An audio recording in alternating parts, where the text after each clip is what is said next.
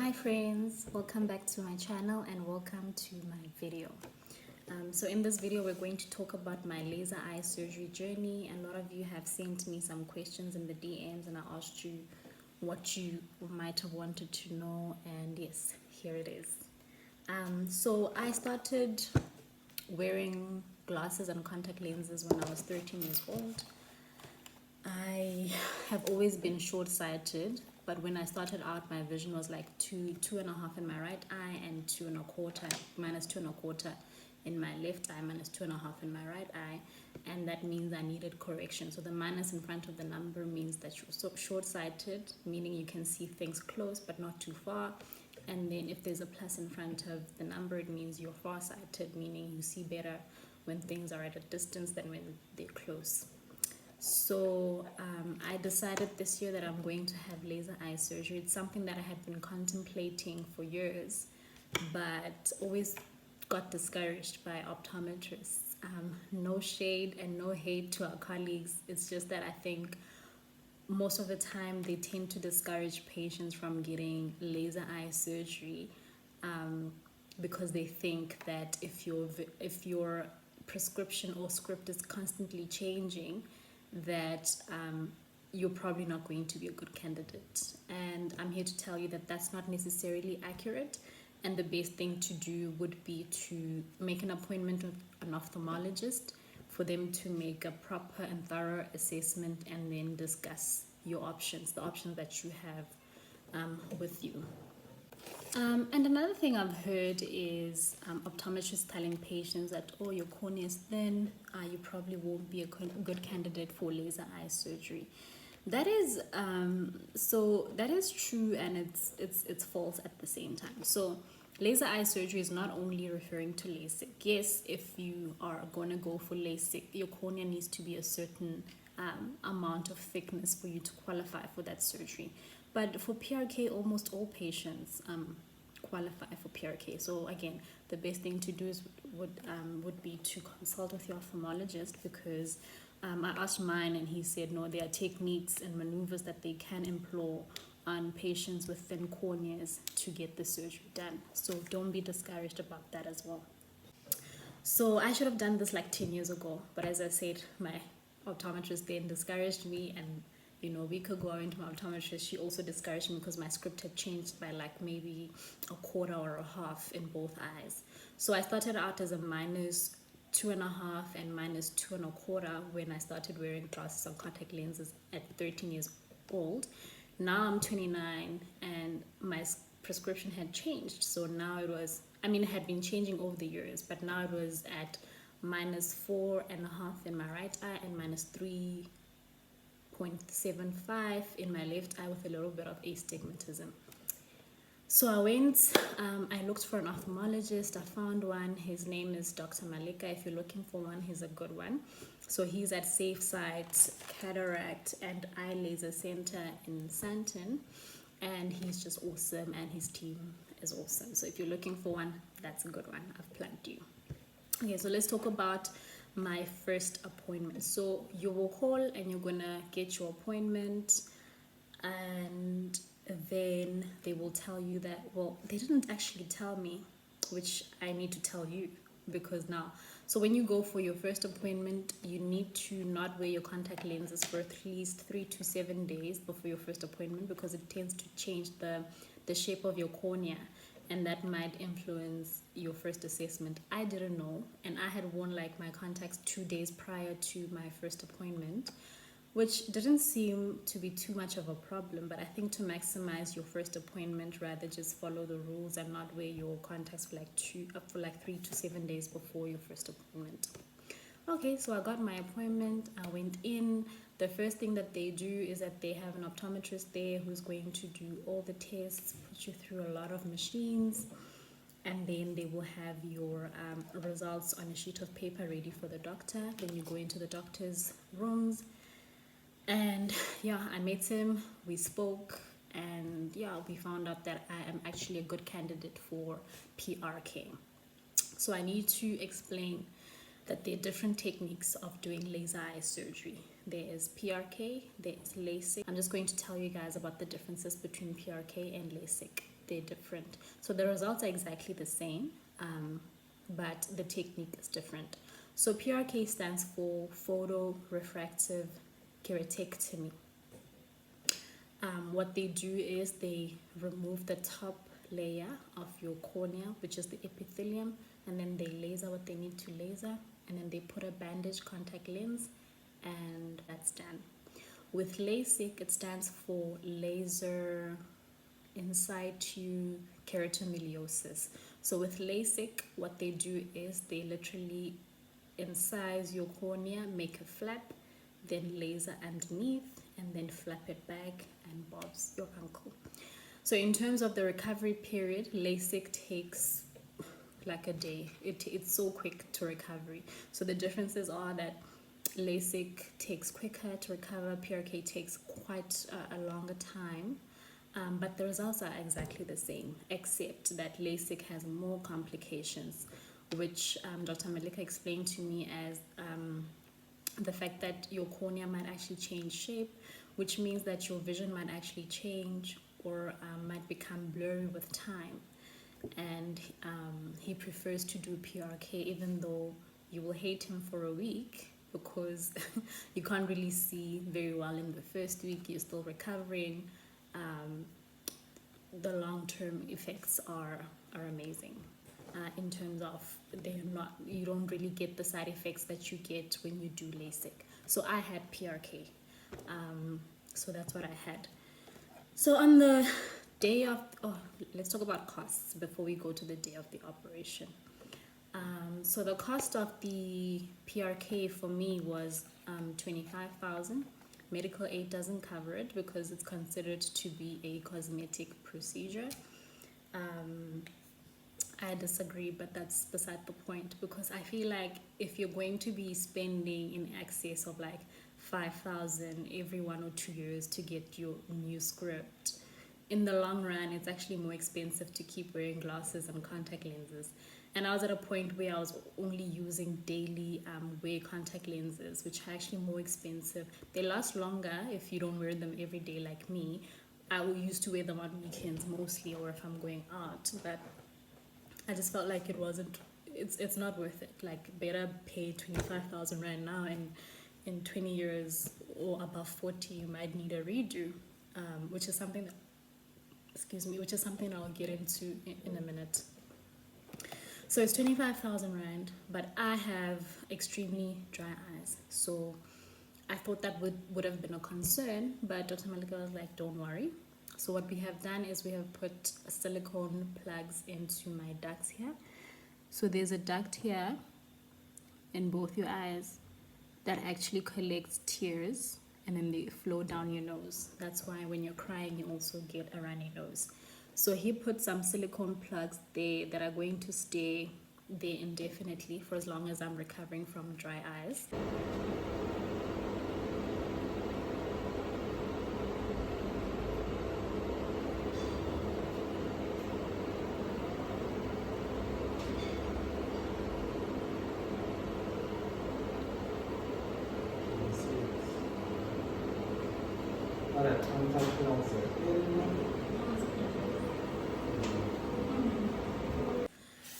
And yeah, they're helping me retain more of my natural tears, but you can also get artificial tears from like Disc Game or Clicks. You can put them in like for as long as you need them, as long as you're comfortable. So that's that. He put them in on the day of the operation. So I went in the morning. You don't need to fast because they do this procedure under local anesthesia. I know some of you are going to freak out thinking you're going to be awake. Yes, you're going to be awake throughout the op, but I promise it's not painful.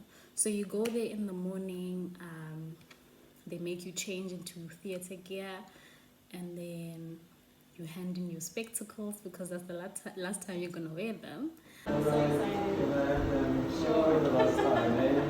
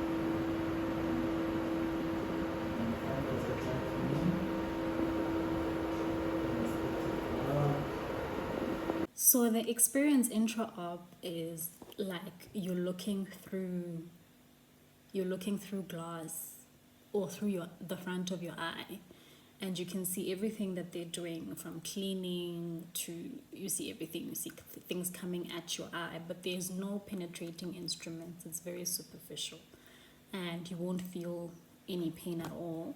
I think I only had like some sensation of pressure but not pain. It's really not painful at all.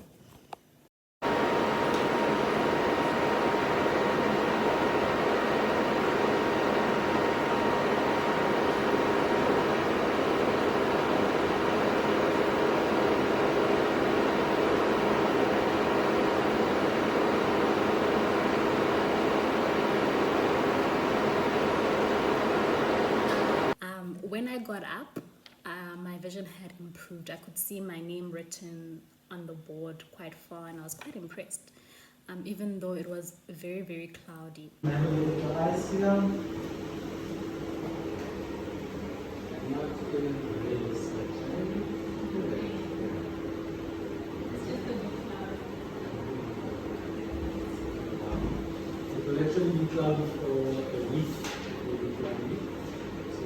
So when he's done with the op, he puts on a bandage contact lens that's going to stay in for 7 days, and he's going to remove that at 1 week post-op when you come for your follow-up.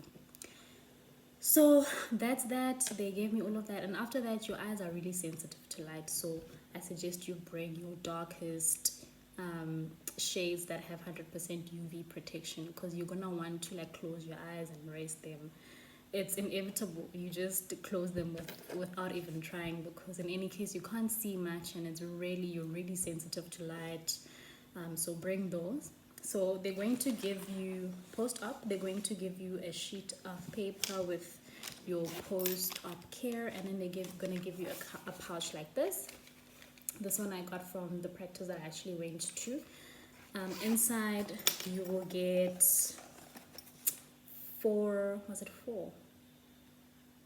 three types of eye drops. Then you're gonna get your sleep goggles. So these are your sleep goggles. You put them on when you're sleeping and when you're showering. In that first 1 or 2 days or more, you don't want to be coming near your eyes, touching your eyes, scratching them or rubbing them. You don't want any of that. So you're gonna have these on for those 1 or 2 days, and most of the time you really just want to sleep. So you put them on and you're gonna sleep in them, and that's so that you can avoid bumping your eye while you're sleeping or things getting into your eye, especially if you sleep with your eyes open like me. So they have these things here that are sealing your glasses so that nothing comes in. And I wore these to the shower. I wore these while trying to watch TV that first day or two, and I wore these literally doing normal activities around the house. So you need to be booked off for a week. He's going to book you off for a week just to recover. Don't try be like me and try go to work early, because I tried that and I was miserable. I went back to work, I think day 5 post-op, and it was just too bright in theater for me at that time. And 2 hours after like arriving at work, I was already having a headache, and I just regretted even thinking that I could have done that. So yeah, that's that. So that's the day of the surgery. You have your surgery, you get your goggles, then you're gonna go past Discam or Clicks. You're gonna get your prescription. So he's gonna write eye drops for you. Before I left though, he gave me these eye drops. It's called Acula. I don't know if you can see. They're called Acula. It's basically just Cataract drops. And he gave me a trick to say, use these every 30 minutes until you get home. And guys, literally I did that and I didn't have any pain. I didn't actually go straight home. we went to have dinner because the N1 was so full. So that first day post-op, you're not actually allowed to drive yourself home. So it's either you're going to get a driver and they're going to drive you home, and they'll also drive you past the pharmacy to get your prescription, or you're going to take an Uber. If you're completely alone and you don't have a driver, you can always ask him to write you the script the week prior to your surgery, so that you can get that before you go for the op, and then you can request an Uber to take you straight home. But you're basically going to get these are your pain drops. He's going to give you a bottle when you leave, and then he's going to write you a script with all the other drops, which I'll speak about just now. But you're going to get these. You're going to use them every 30 minutes until you get home. Once you're home, you use them every hour. The trick is to not wait for the pain to start before you actually use them, because when your eyes are painful, they're going to be running, they're going to be watery. You're going to try to put in the eye drop and you're just going to run out because your eyes are watery and they're painful. They're just going to run out. So you're going to get ocular eye drops, use them every 30 minutes, every hour when you get home. The second day you can use them every 2 hours. But can I tell you something? The second day I actually didn't even need them. I didn't have any pain at all. I know some people say it's really painful, it's unbearable. All I experienced was light sensitivity and discomfort, but not actually pain. So that's that. Then you're going to go to the pharmacy. He will have written a script for you. So what he writes for you there is 5 things. The first one is vitamin C. You're going to take one of these, 1 gram of vitamin C every day for 30 days. And this is just going to help with your epithelium, just healing properly, great turnover of those cells, so that it helps with the healing, so that you heal a bit quicker. Then the second thing that's going to be there is diclofenac tablets, 50 milligrams per tab. As you can see, these are still new. I actually didn't need them, so I haven't opened them. I haven't used them because I didn't have any pain. Then you'll get your prednisolone drops. They are basically steroid drops, also help with healing. And then you'll get your where is it? Oh, here it is. You'll get your antibiotic drop. So this is Vegamox. You're going to use this for only 2 weeks and 4 times a day, same as your prednisolone. Prednisolone I think you use for 6 weeks only. And then Acula, I didn't even need, I think it's still full. I didn't even need that much. So yeah, that's that. You need to be religious with your eye drops. So I had to actually put on an alarm for my eye drops, because you need to put them in 4 times a day. I did it 6 hourly, so I would put them in. That first day I put them in at 6 o'clock when I got home. Then at 12 o'clock that night, you actually need to put an alarm to wake you up to put in the drops if you want to heal, guys. At 12 o'clock, then again 6 a.m. and then 12 in the afternoon. So I had like 4 alarms in total per day. So those are your eye drops. The first day it was really sensitive. Day 2, very sensitive. Vision got very cloudy. You can't really see much, You try to relax. So I just relaxed, listen to podcasts, watch old movies by listening, because you can't really do much of anything. So I suggest you get home and you sleep a bit, and then later you can try and watch whatever, or listen to podcasts, to music, whatever makes you feel relaxed, because you can't really do much of anything. Your vision is just really, really cloudy. It's you can see that your vision has improved. Like I can see objects from a distance, but it was just so very cloudy. I couldn't do much. I couldn't make out words. Oh my gosh, yes, I couldn't make out words. I couldn't read subtitles. I always used to ask my husband, what did he just say? So yeah, so that's your first 2 days. And then day 3 was quite pleasant. I got out of bed, I cleaned, I could see a lot better. Day 4 was even better. I was not even using my pain drops anymore. Just important is if you're going to go outside, you need to put on your sunglasses. Make sure your sunglasses have 100% UV protection. If they don't, you might as well check them in the bin, because they're not protecting your eyes. And especially if they're dark. I learned that if your sunglasses are dark but they don't have 100% UV protection, they actually relax your iris and your eye dilates and lets in more light, which lets in more UV radiation. They're actually even more harmful than not wearing them at all. They're just useless. Okay, so that's that on that, guys. I hope I covered most of your questions. I'll just check if there any. Oh yeah, yeah. I think people wanted to know basically, so the difference between PRK and LASIK. LASIK will take a day basically to recover, so you don't need to take much time off work.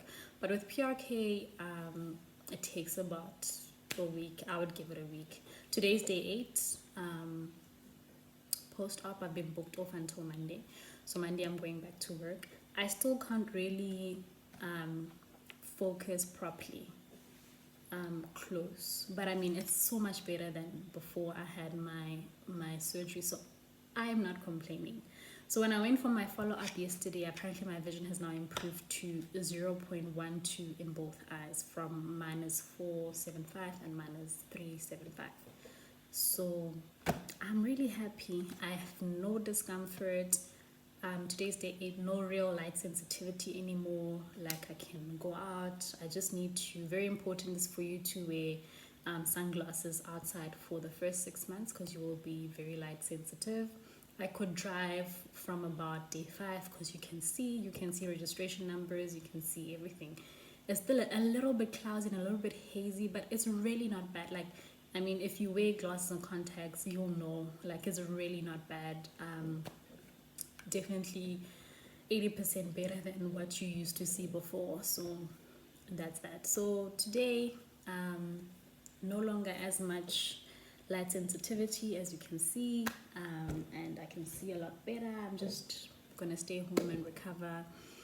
Yeah, that's it, guys. I hope I've answered all your questions. Cost, I would say roughly save about 30 G's. It's quite a significant amount of money. So if you want to do it, I suggest saving for it and then going ahead with the op. So medical aid will cover your they will cover your consultation. Sorry, I didn't speak about that. Your consultation is 2,000 rand if your medical aid is exhausted or you don't have medical aid. So it's 2,000 rand for a consultation, and then 25,000 rand for the operation. And because I've had these silicone, did I show you? I think I did. These silicone punctal plugs put in for dry eye, I paid an extra 2,000 to have those inserted. So yeah, I hope you enjoyed this video. I hope it has answered most of your questions. If not, feel free to drop them below and I will try and answer them in the comments. All right, thank you for watching. Bye.